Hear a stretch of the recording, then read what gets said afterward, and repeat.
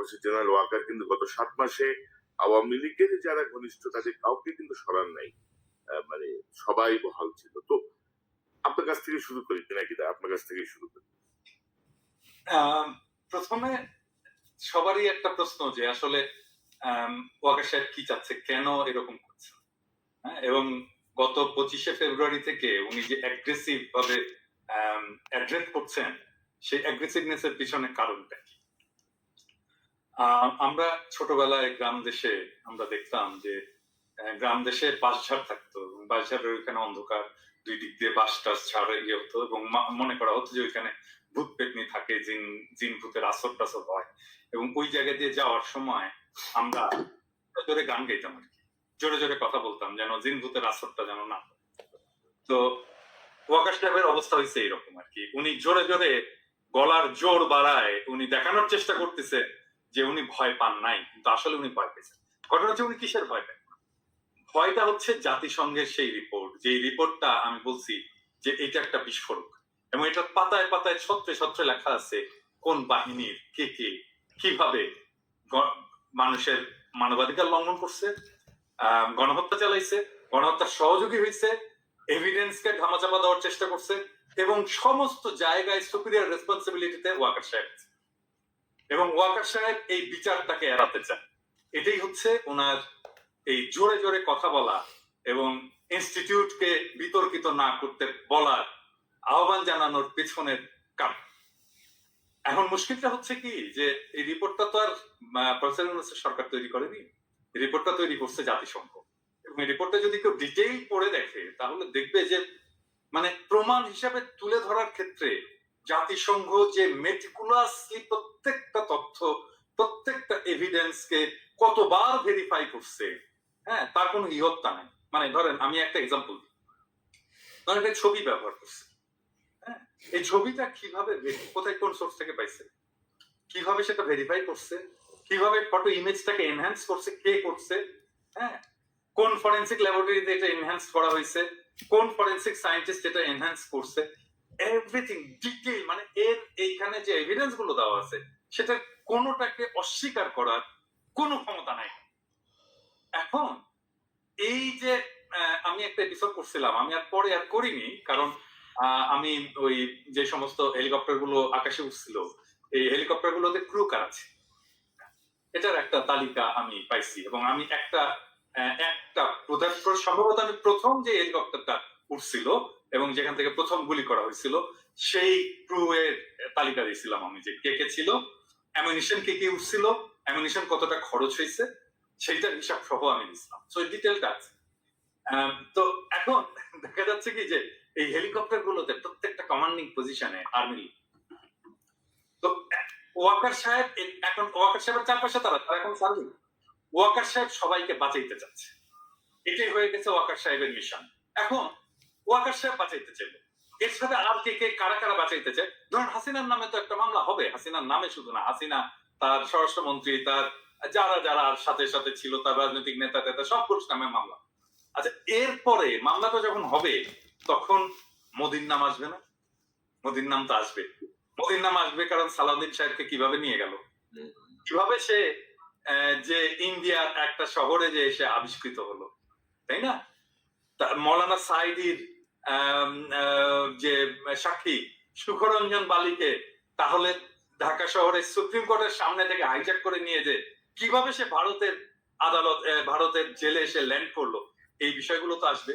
এবং হাসিনার রেজিমকে আপনি কোনোভাবে মোদির সাথে আলাদা করতে পারবেন না। তো হাসিনা যখন ট্রায়ালের মুখোমুখি হবে, বিচারের মুখোমুখি হবে, মোদিও বিচারের মুখোমুখি, সেই জন্য ইন্ডিয়া চাচ্ছে এই বিচারটা যেন না হয়, হাসিনা চাচ্ছে এই বিচারটা যেন না হয়, ওয়াকার চাচ্ছে এই বিচারটা যেন না, এবং সে কারণে ওয়াকার আয়নাঘর ভিজিট করতে দেয়নি, এবং সে কারণে ওয়াকার আয়নাঘরের এভিডেন্স গুলোকে সিস্টেমেটিক্যালি ডিস্ট্রয় করছে, এবং এই জন্যই ওয়াকার সবাই যত 662 জন পারপিট্রেটর, বিচারক, পুলিশ অফিসার ইত্যাদি ইত্যাদি ইত্যাদি, আওয়ামী লীগ নেতা ইত্যাদি থেকে রক্ষা করছে এবং তাদেরকে বাইরে পাঠিয়েছে।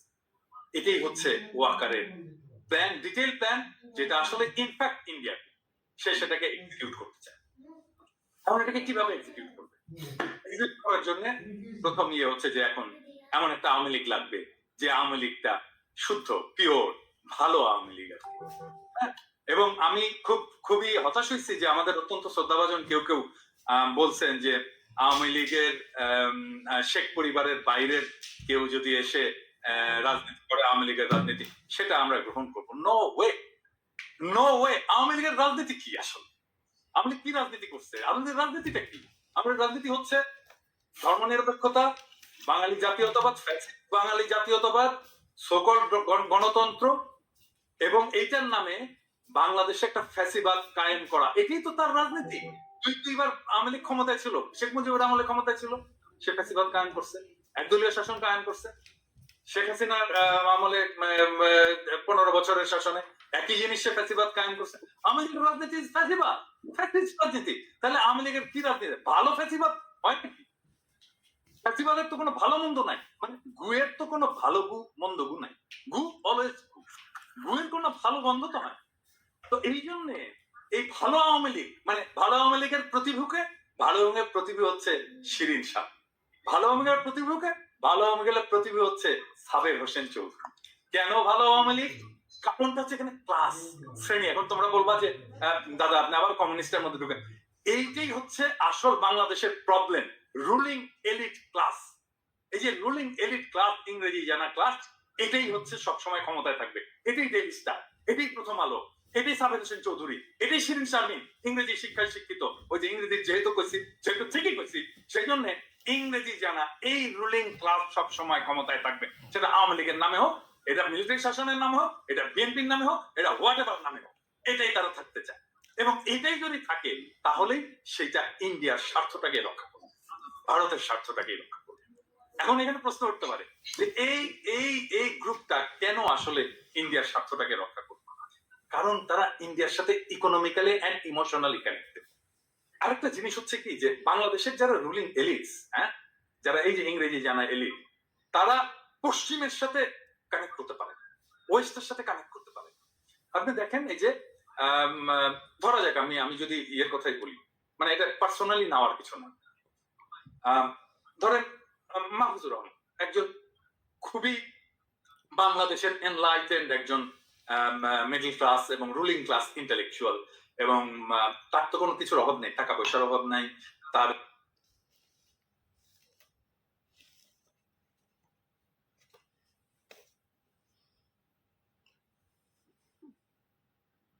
কিছুই করে না, ইনফ্যাক্ট কিছুই করে না। সে লন্ডনে কিছুই করতে পারে না, তার ক্যারিয়ার ডুম, কিছুই না।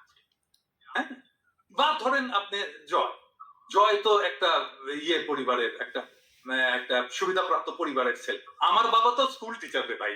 হ্যাঁ, তো জয়ের মা তো প্রাইম মিনিস্টার ছিল, সে তো শেখ মুজিবের নাতি, এটা প্রিভিলেজ ফ্যামিলি থেকে। কি করছে জয়? জয়ের ক্যারিয়ার, গ্লোবাল কন্ট্রিবিউশন কি? কিচ্ছু না, নাথিং। আপনি এই যে বাংলার রুলিং ক্লাস, এরা আসলে পশ্চিমে কিছু করতে পারে না, এরা পশ্চিমের সাথে কানেক্ট করতে পারে না, এবং পশ্চিমের ভ্যালুজও তারা ধরতে পারে না যে আসলে পশ্চিম কি। হ্যাঁ, সেই জন্য তারা কানেক্ট করে ইন্ডিয়ার সাথে, কারণ ইন্ডিয়ায় তারা আসলে জায়গাটা পায়, স্পেসটা পায়, তাদের একটু স্পেস দেয়, তাদের একটু পিট চাপড়ায় দেয়। এইটাই হচ্ছে বাংলাদেশের টোটাল রাজনীতি, টোটাল পলিটিক্স এর প্রবলেম। এবং এই কারণে এই জায়গাটা থেকে আমরা বাড়াইতে পারছি না। এই জন্য আমি মাঝে মাঝে বলি না যে আমি যদি দেশে যাই, এই নষ্ট শহরগুলোকে জ্বালাই দিব একেবারে। কারণ এইটাকে ধ্বংস করে না দিতে পারলে, এই এলিটিজমকে ধ্বংস করে না দিতে পারলে, আপনি এই এই যে ফ্যাসিবাদের যে চক্কর, এই যে এলিটিজমের যে চক্কর, এটা থেকে বাইরে হতে পারবেন না। এই যে ঘুরে ফিরে আপনাকে একবার মাহফুজ আনাম দেখাবে, একবার মতিউর রহমান দেখাবে, একবার সাবের হোসেন চৌধুরীকে দেখাবে, একবার শিরিন শারমিনকে দেখাবে, এই ইভেন ইনফ্যাক্ট আপনি প্রফেসর ইউনূসের মন্ত্রিসভা হেলিক্স, এলিটের বাইরে কেউ না। মানে যারা এই বাংলাদেশের এলিট সোসাইটির ক্লাসের মেম্বার, এর মধ্যে ছাত্ররা দু একজন ঢুকছে, এর বাইরে আর সবাই সবাই এলিটস।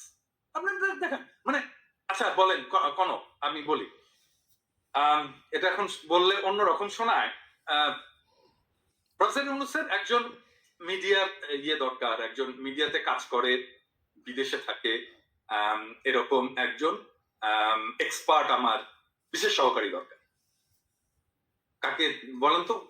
আমি আপনাদেরকে বলতেছি না, আমি দর্শকদেরকে বলতেছি। আচ্ছা আপনারা বলেন তো, আপনাদের কার নামটা মনে আসে? বলেন তো কার নামটা মনে আসে? আমাকে যদি বলতো যে প্রফেসর ইউনূস যে আচ্ছা পিনাকি আমাকে একটু খুঁজে দেন তো, আমার একজন বিশেষ সহকারী দরকার, একজন আম, আম, ভালো ইয়ে করতে পারবে, বিদেশে থাকে, লেখাপড়া করছে, আমার মাথায় প্রথম কনক সরোয়ারের নাম আসতো। আরে কনক সরোয়ার পিএইচডি করে এলিট গ্রুপে ঢুকতে পারেনি, কারণ ওই যে এলিট সোসাইটি, ওই যে আলিরিয়াল মিলে যে সোসাইটিটা তৈরি হয়েছে, ওইটার মধ্যে কনক সরোয়ার নাই। সেজন্য কনক সরোয়ারের নাম আসে না, মনির হায়দারের নাম আসে। মনির হায়দার বিশেষ সহকারী। হ্যাঁ, তো এইটা তো প্রবলেম আমাদের, এটা তো শুধু প্রবলেমটা, এটা শুধু মানে Awami League, BNP, professor Yunus problem না, এটা টোটাল বাঙালি এই সেকুলার এলিট সোসাইটির প্রবলেম।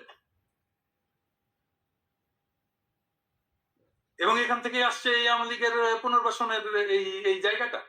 জি যতক্ষণ পর্যন্ত না রিয়েল অর্থে জনতা, জনগণ যতক্ষণ পর্যন্ত না এম্পাওয়ার্ড হচ্ছে, ততক্ষণ পর্যন্ত এই প্রবলেমটা থাকবেই থাকবে, এবং এই লড়াইটাও থাকবে। আমাকে অনেকে বলে না যে আমি স্থিতিশীলতা চাই না, অমুক হই, আমি মব স্টার, আমি মব লড়াই দিই, অমুক করি তমুক করি, এই সমস্ত বলে না। আরে ভাই, আপনি তো সমাজের বেসিক দ্বন্দ্বটাকে রিজলভ করতে হবে তো। আপনি যে হ্যাভ নটস, তাদের দিকে তাকাইতে হবে তো, তাদেরকে পলিটিক্যালি এম্পাওয়ার করতে হবে তো। আপনি তাদেরকে পলিটিক্যালি এম্পাওয়ার করবেন না, এবং আপনি তার ন্যায়সঙ্গত বিদ্রোহকে আপনি মব জাস্টিস বলবেন, এটা হইতে পারে না। আপনি এটা করতে পারবেন না, আপনাদেরকে এটা করতে দেওয়া হবে, প্লেন এন্ড সিম্পল। তবে দাদা আপনি যেটি বলছিলেন যে শুধু তো এলিট শ্রেণী না, ইউনূসের মন্ত্রিসভায় ধরেন বিপ্লবের সঙ্গে, বিপ্লব পরবর্তী সরকারে কিন্তু বিপ্লবের সঙ্গে সংশ্লিষ্টতা পূর্ণ মানুষও নাই। আর আমি দর্শকদেরকে বিনীতভাবে বলি, দাদা একটা এক্সাম্পল হিসেবে আমার কথা এনেছেন। ডক্টর ইউনূসের বিশেষ সহকারী হওয়ার জন্য আমার কোনো আগ্রহ নাই, বা আমি ওটা যাইতে চাইও নাই। তাদের জাস্ট একটা এক্সাম্পল হিসেবে বিষয়টা এনেছেন, আপনারা আবার এটাকে অন্য অন্য ব্যাখ্যা করেন না। তো দাদা আমি আসবো আবার আপনার কাছে। এই যে ধরেন ইলিয়াস, আপনি কিভাবে দেখছেন?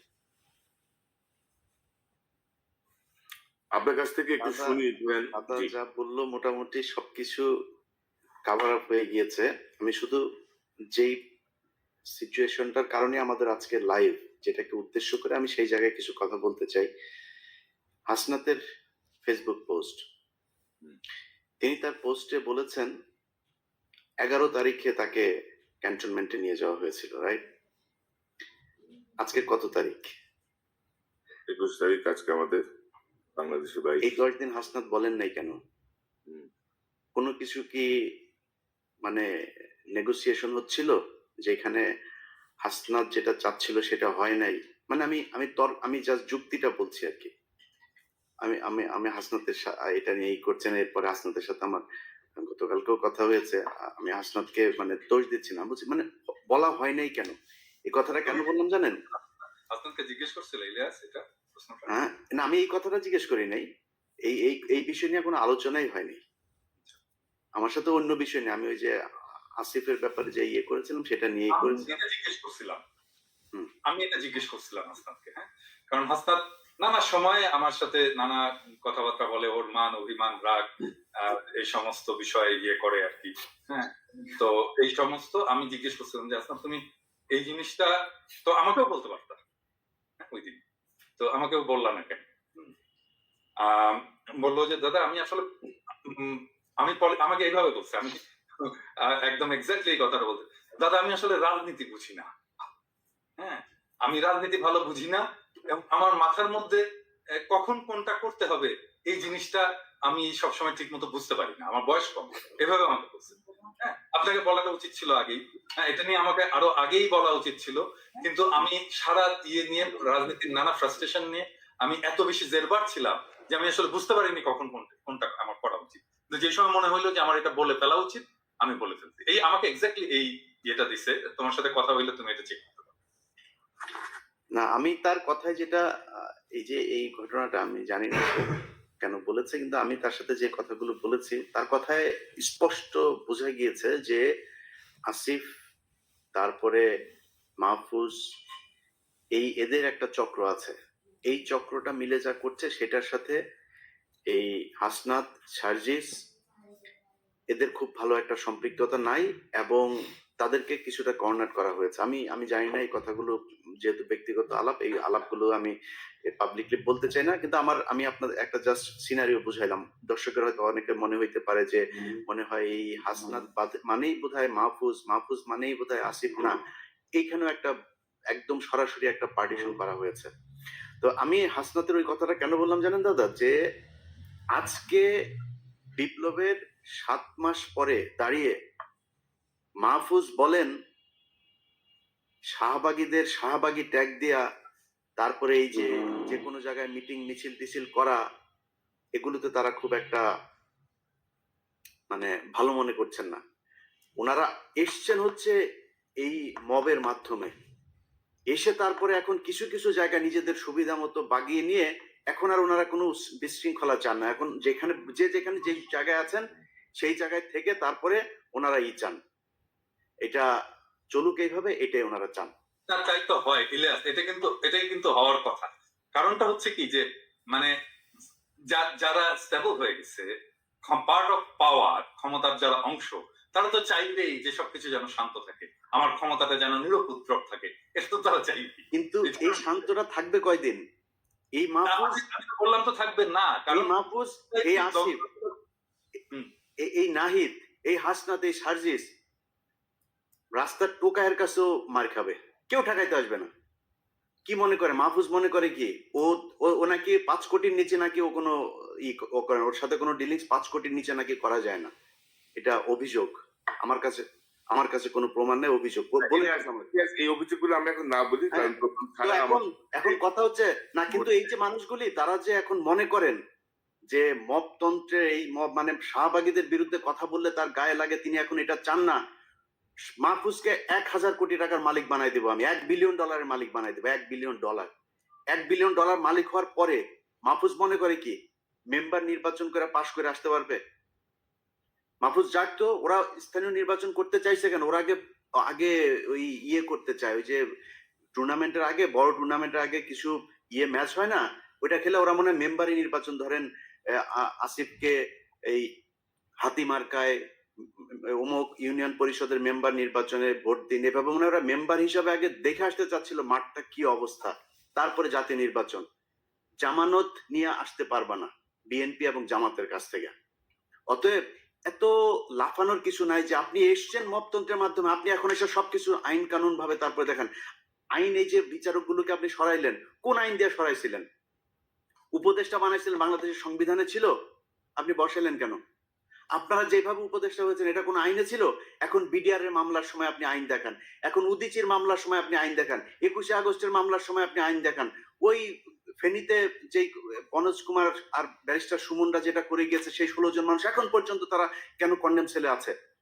আপনি করতে পারেন নাই, সময় পান নাই। শামা ওবায়দের সাথে অন্ধকারে সিনেমা হলে চিপাই গিয়া বসে সিনেমা দেখার সময় পান, এই কাজ করার সময় পান না। এটার জবাব বাংলাদেশের মানুষের কাছে।